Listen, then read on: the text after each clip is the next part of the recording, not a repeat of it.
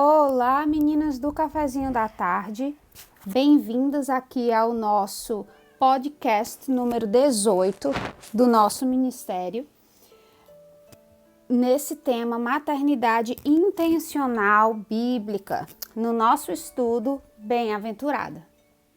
Nessa etapa 2, a gente vai estar abordando o livro Cultura Materna, Mother Culture, de Karen Andreola.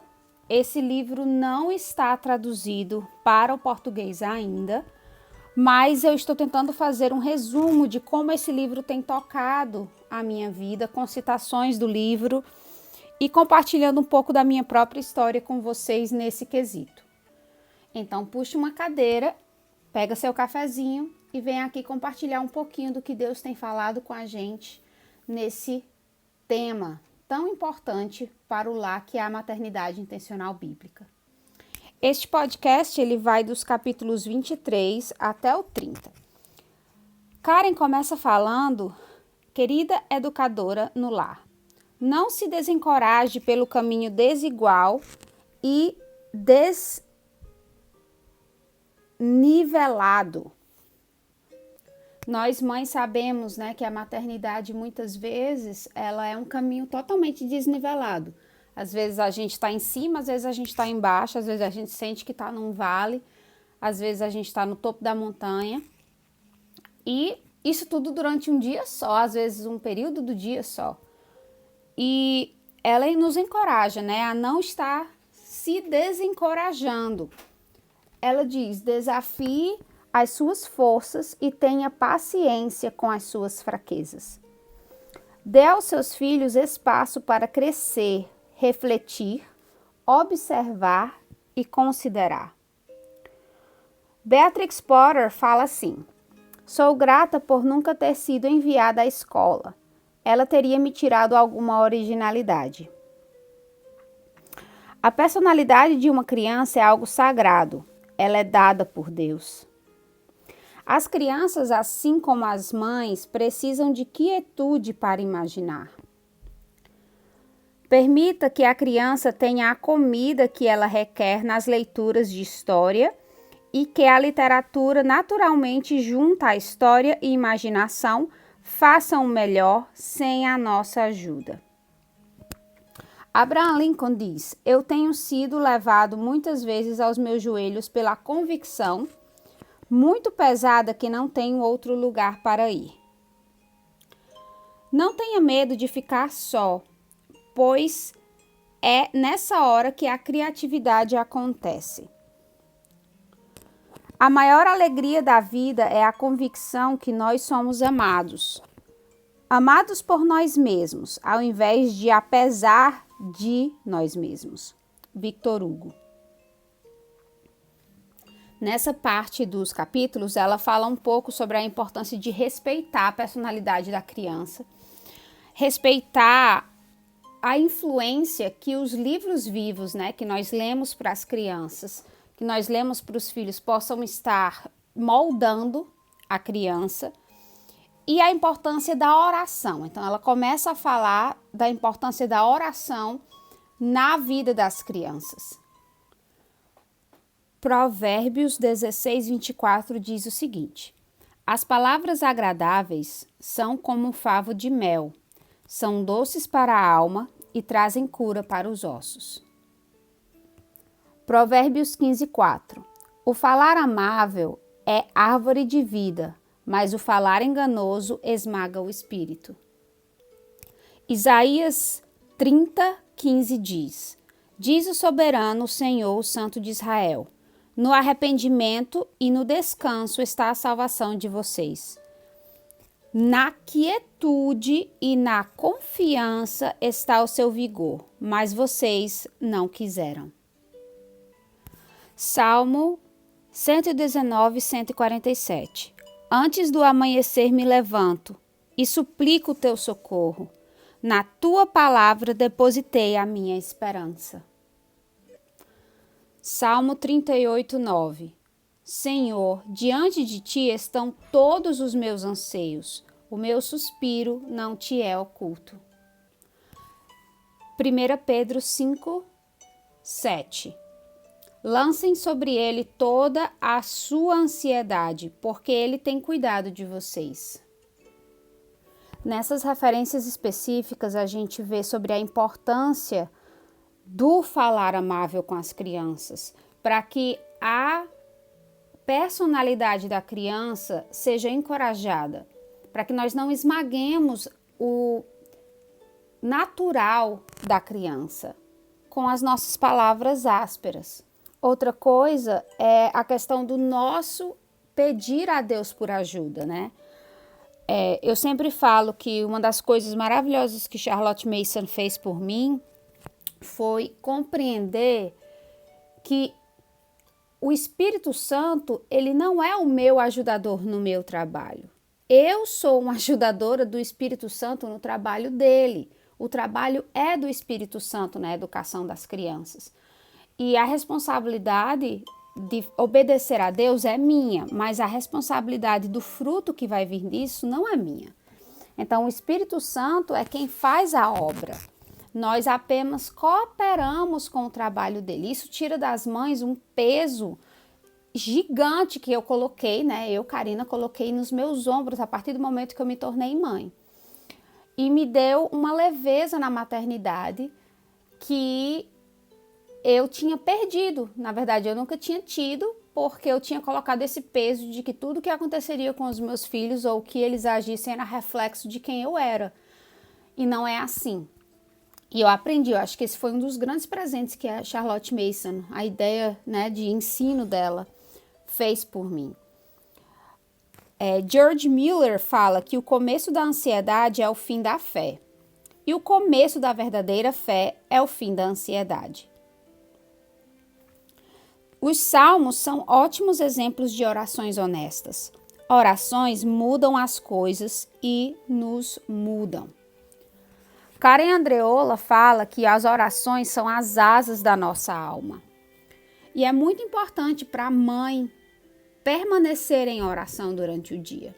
Não apenas a oração comum, né, pelos seus filhos, pela família, mas a constante oração de súplica, de socorro, principalmente nas horas onde a gente não sabe o que fazer, que são muitas vezes durante o dia. Então é muito importante a mãe reconhecer esse clamor ao Senhor e compreender que é dele que vem a ajuda. Salmos 46:10 diz o seguinte: Parem de lutar e saibam que eu sou Deus. Serei exaltado entre as nações, serei exaltado na terra. Lucas 2:19. Maria, porém, guardava todas essas coisas e sobre elas refletia em seu coração.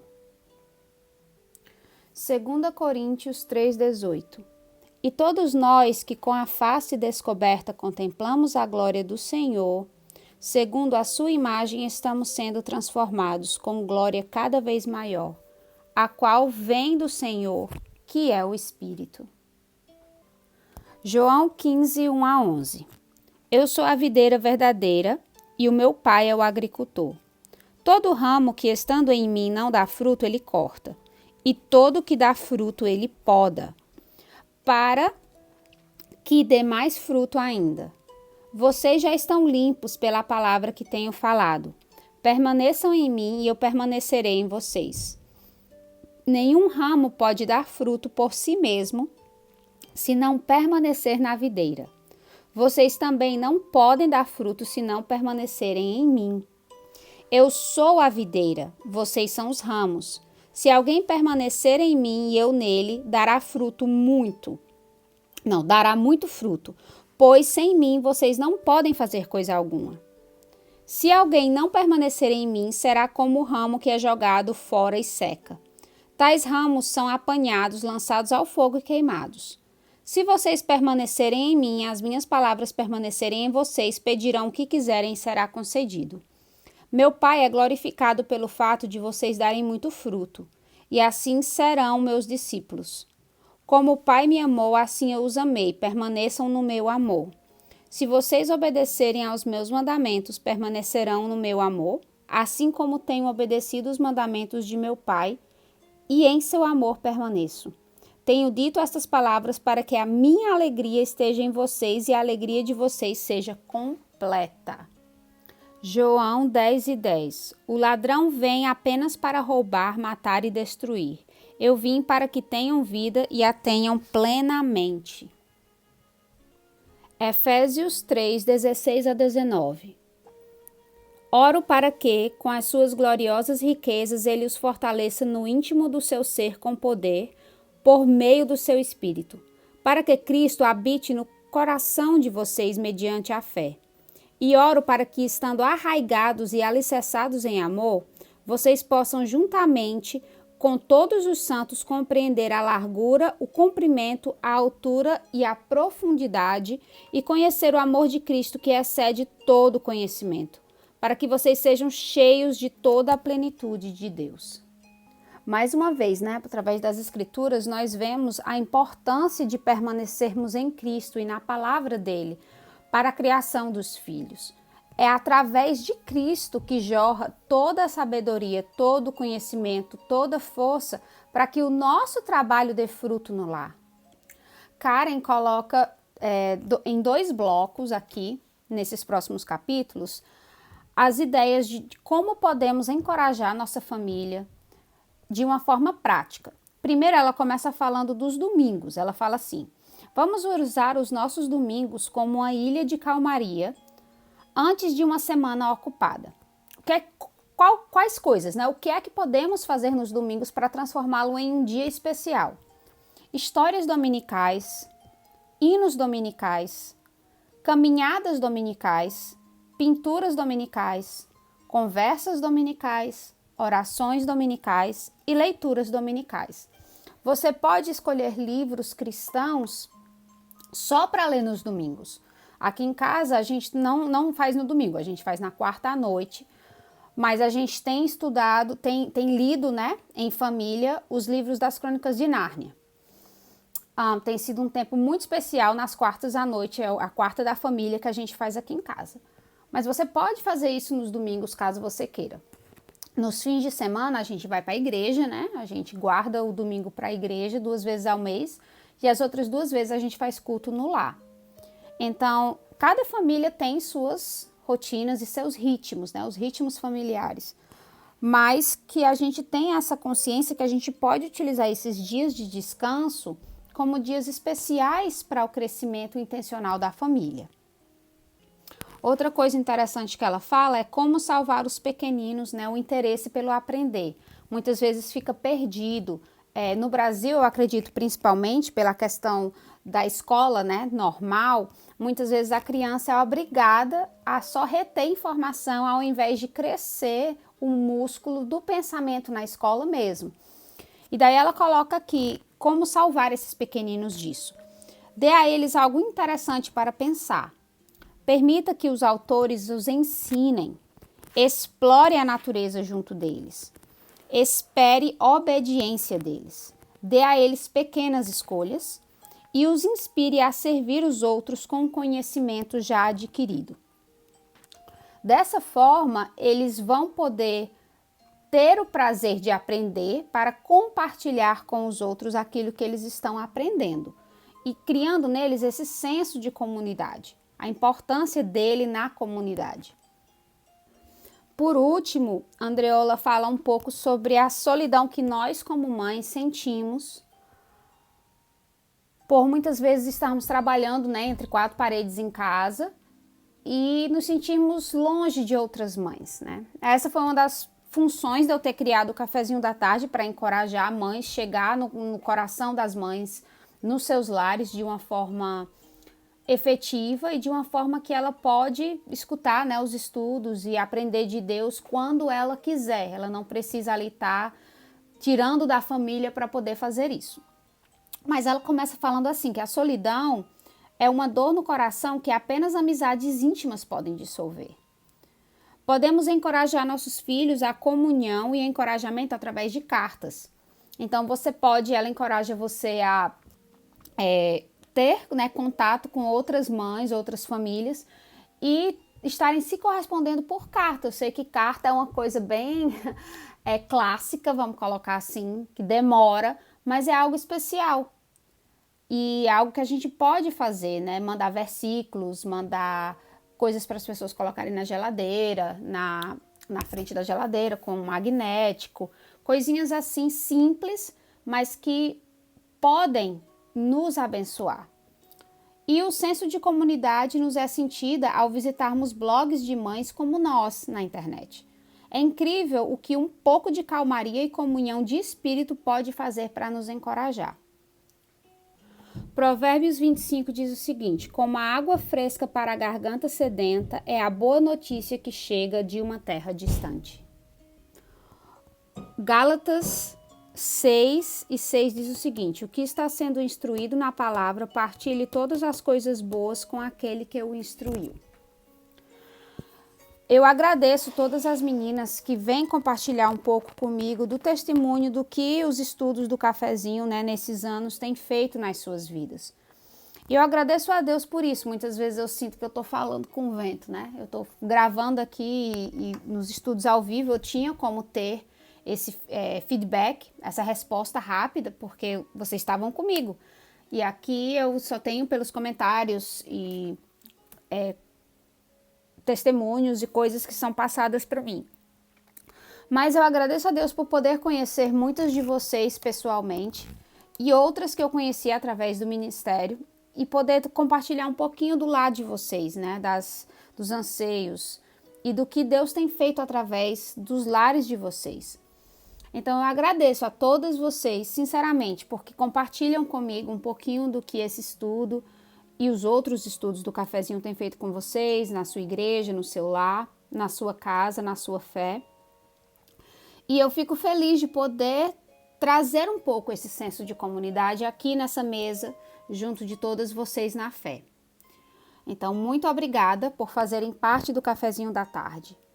E eu vou orar por nós todas agora e vou deixar vocês com esse pensamento. Se você puder convidar uma mãe para o cafezinho, manda esse estudo para ela.